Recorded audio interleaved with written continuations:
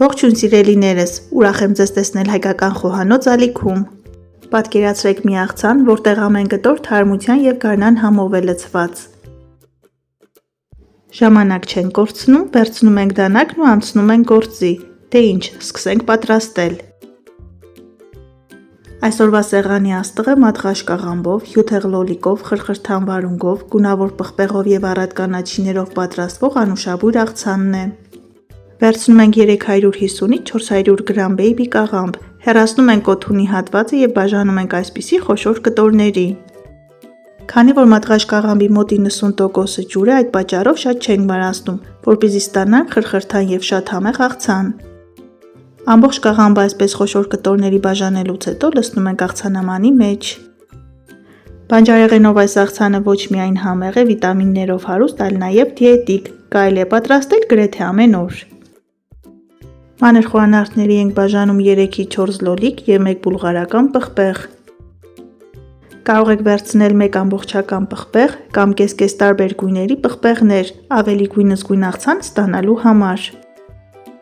Մատղաշ կաղամբով այս աղցանը կարելի է մատուցել տարատեսակ փլավների, տապակած կամ խաշած կարտոֆիլի կամ մսային ուտեստների հետ, շատ համեղ է ստացվում։ Լոլիկը և պղպեղը ավելացնում ենք կաղամբի վրա և մանր խոհանարդների ենք բաժանում մի քանի հատ թարմ վարունգ։ Աղցանին հետաքրքիր և տարբերվող համ հաղորդելու համար համեմունքներից ես օգտագործում եմ քիմիոն։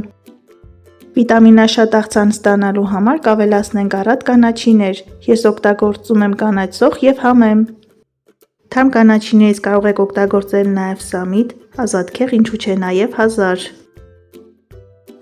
Բարեկամներ, եթե ձեզ դուր եկավ աղցանի պատրաստման այս բաղադրատոմսը, անպայման փորձեք և գրեք մեկնաբանություններում, թե ինչպես ստացվեց։ Չմոռանաք լայքել տեսանյութը, բաժանորդագրվել ալիքին և միացնել զանգակ կոճակը։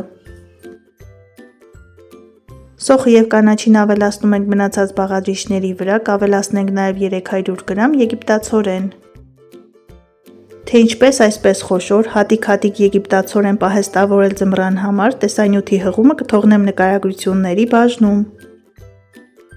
Համեմունքներից ավելացնում ենք աղ և սև պղպեղը ճաշակի և իհարկե քիմիոն։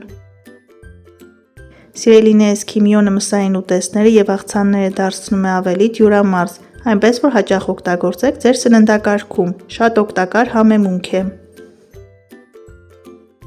Վերջում ավելացնում ենք 3-ից 4 ճաշի գթալ արևածաղկի կամ ձիթապտղի ձեթ, 2 ճաշի գթալ 5%-անոց խնձորի քացախ և մի լավ խառնում ենք։ Սննդառատ վիտամինաշատ աղցանը պատրաստ է, կարելի է արդեն մատուցել։